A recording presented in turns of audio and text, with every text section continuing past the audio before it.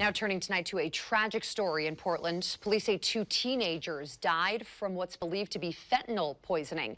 The huge loss for the community is renewing conversations at school campuses and dinner tables about the deadly and addictive drug. And tonight we're hearing about a local program that's focused on educating students and parents about fentanyl.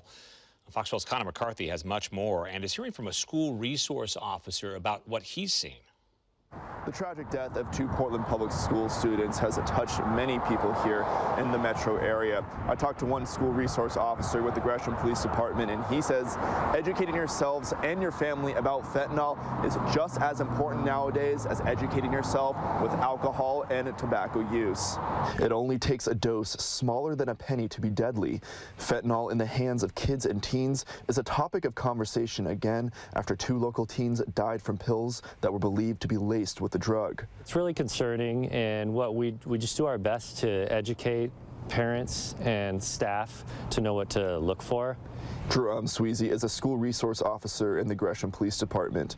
He says students aren't necessarily bringing drugs on campus, but if teachers and parents find some, the question they have for him is, are they fentanyl?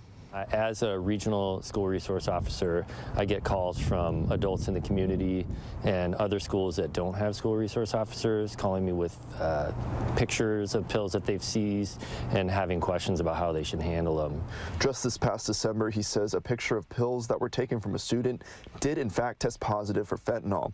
Sweezy says he works with the freshman health class to teach students about the dangers of fentanyl, something he never would have thought he would be doing as a school resource officer.